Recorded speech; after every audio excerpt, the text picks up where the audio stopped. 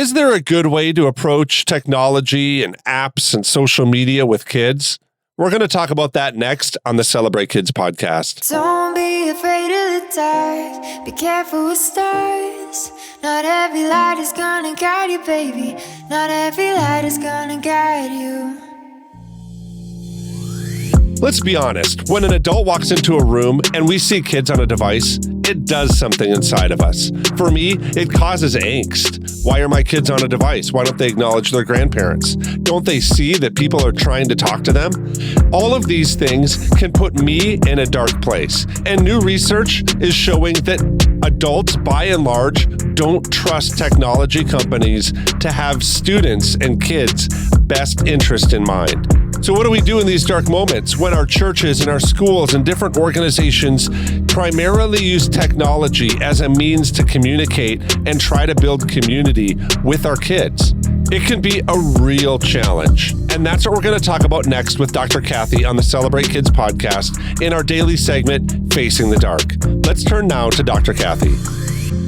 So Dr. Kathy, social media companies and other big tech firms are seemingly always under fire. During President Biden's State of the Union address earlier this month, he called for stricter regulations on all the companies in Silicon Valley. And meanwhile, the FBI director, Christopher Wray, has raised national security concerns about things like TikTok. There's lawmakers across the country who are considering bans on many social media apps and age restrictions for younger users. And despite all of this, there's a new survey that has come out from the Center for Growth and Opportunity at Utah State University that shows that trust in big tech companies is actually up. All of that said, about 80% of Americans, according to this study, don't believe that companies like Facebook have the best interest for kids in mind. What does it look like to have kids in mind when we're trying to build social connection inside of social media networks? That blew my mind that only 20% feel like it's something that Facebook has the best interest of kids in mind. So what does that look like for a social media company to actually have kids in mind when they build that? Well, first, can I say, I agree with you. So 80% of Americans don't believe places like Facebook are good for kids, and yet we allow our kids to be there. So the first thing I want to say is, if somebody believes that this is true, that social media empires like Facebook are not kid-centric and kid-friendly, if you believe that, why is your kid there? You have every right to say, I love you so much, I'm not going to allow you to go there yet. You're young, your heart, mind, spirit, and soul are still being developed. I want to relate with you, and I want to be your guide toward how the world works, not social media. So that's the first thing I would say. To the companies who don't have kids in mind in the right way, I think the age restriction is wrong. I would like to delay it as much as possible. There are applications like TikTok. I've gone on national news to say TikTok should be banned. It's dangerous for everyone, and I say that boldly and bluntly, and not everyone has to agree, of course, but look it up yourself and see what's going on there.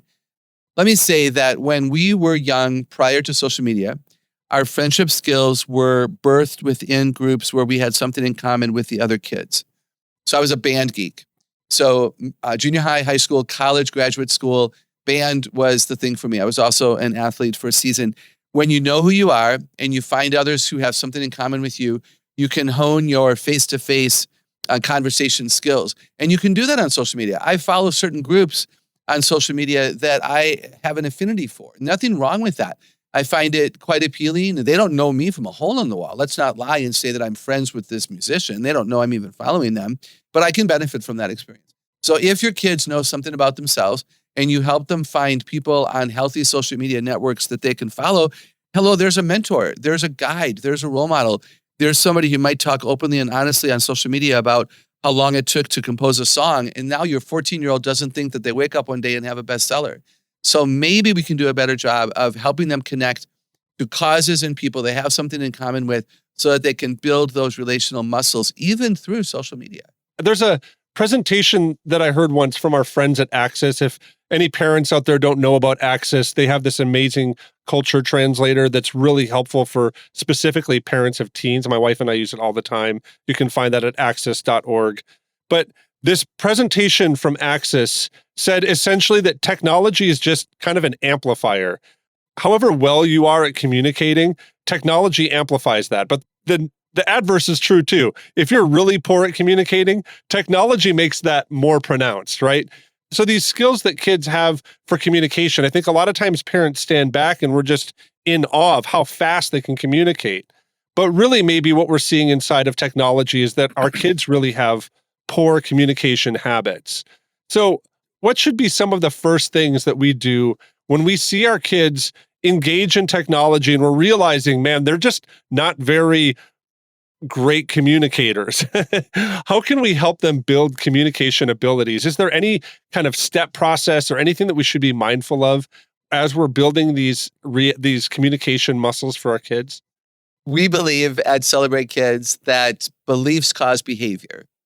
So one of the most important things for us to do is help them care more about other people, help them be other-centric, other-centered, help them love, help them want to serve.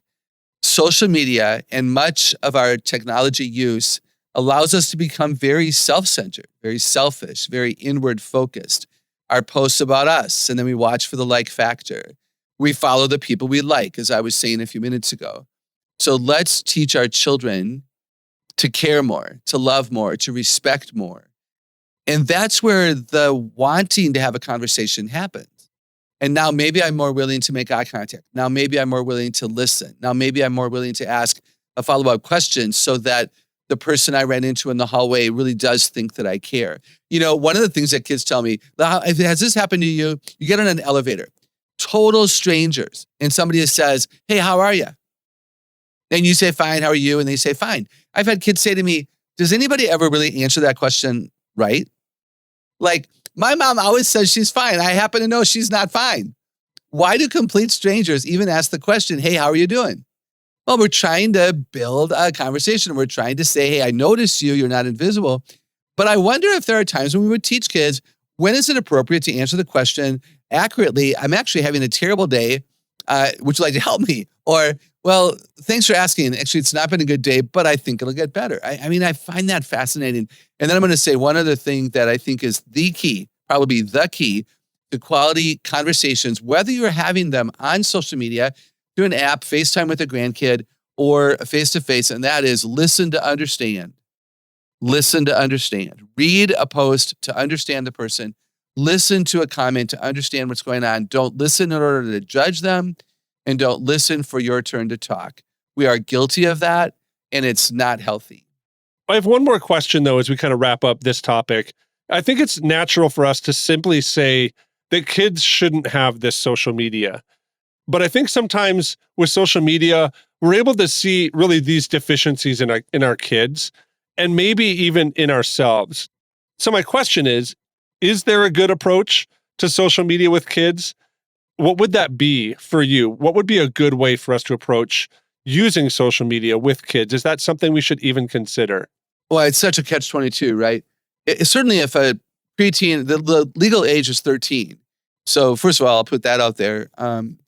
And I think if a child does not want to be on it, don't force them on it. I have a real concern with churches that are requiring preteens and teens to be on an app in order to get communication from a youth pastor, whether that be Instagram. I know of a church that the youth group started a TikTok channel, and I was very bold to say this is wrong. And I haven't heard yet, if they believe me or not. It's not about me, but don't force kids to go onto social media in order to stay connected to the pastor. There are other ways you can communicate. Hey, remember tonight is the camp kickoff, $50 off if you come tonight and reserve your spot. You don't have to use social media to do that. Or you can use a text thread, and you can even use mom's phone number if the kid doesn't have a phone. Find out a way to do it that doesn't force a kid on social media before a mom and a dad want the kid to be there or before the kid wants to be there. I know of many preteens and teens who have gotten themselves off of social media after a season of trying it out. They've gone to other ways of staying connected to friends. I know of people who have turned off notifications because I know several kids who, if somebody read their text, they were notified it had been read, and then they wanted, why is it taking them so long to respond? Well, we don't have to respond to every text. But these kids don't know that, so then they're stressed. They didn't like me. I must have texted something wrong.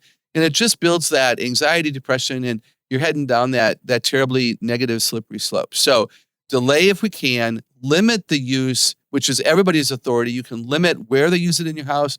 You can limit how many minutes they're allowed to be on it, et cetera, et cetera. Certainly be friends with them. If you allow your kids to be on any kind of a connecting app, you need to be their friend, and they need to share, all the passwords and all of that. And if they fight, then guess what? You don't do it at all. You either do it with me as a friend, and I always have your password, or not. And then I would say, lastly, and this is just huge, examine their character. I can almost guarantee you that social media and technology use in general makes us more impatient, more entitled, more self-centered, more disagreeable many times. And so if your kid is already selfish and self-centered, and now you allow that kid on social media, guess what? It's going to become even a bigger problem for you. And we are responsible as parents, grandparents, aunts, uncles, and people who love children to build their character in a Christ-like way. So that would be the number one. If I were raising kids that were on social media and I saw their character flounder and they were not behaving as Christ would want them to, they would no longer be allowed on those platforms with those devices, because their heart is too important to me and I won't let it happen. And that's what you say. I love you. Your heart is so important that I won't allow you on this device for a season of time. Well, when am I going to get the device back, Mom? When I see your heart has been changing toward righteousness. You can't beg it back. You can't manipulate me. So stop asking. I'm going to be watching for your choices. When your choices line up with the Holy Word of God, then I'll consider allowing you back on a device for a limited time to see if you can now handle your heart not being manipulated by the device in your hand. I think the place where Dr. Kathy leaves us here is really great. It's a place where we're challenged to renew the way that we think, to bring a new perspective into this current cultural moment. It's something that I think that Paul was doing to the Roman church when he wrote in Romans 12. And we're going to read today from Romans 12, beginning at verse 1. And this is what Paul encourages the church with. He writes, "Therefore I urge you, brothers and sisters, in view of God's mercy, to offer your bodies as a living sacrifice, holy and pleasing to the Lord, for this is your true and proper worship. But don't be conformed any longer to the patterns of this world. Be transformed by renewing your mind. Then you will be able to test and approve what God's will is, his good, pleasing, and perfect will." These verses from Paul, I think, are an incredible light that shines through the darkest moments. The dark moments where we're encouraged to build our concept of reality and truth based on what the world hands us. And oftentimes, their perspective of humanity and the good life and what it means to have a family and find satisfaction in the things that God has called us to are incredibly dim. But we want to encourage you to face that dim, dark reality with the bright light of Jesus Christ, that he's given us a renewed perspective, a renewed hope that finds our identity, our purpose, our sense of belonging, and our sense of community and how that's built inside of the gospel message of Jesus Christ.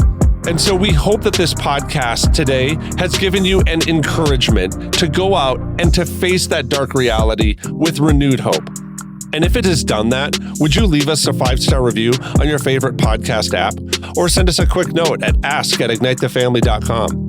We'd love to hear more from you on how things are going, what you're thinking, and what you're seeing in the world, and some different topics that you think we should talk about.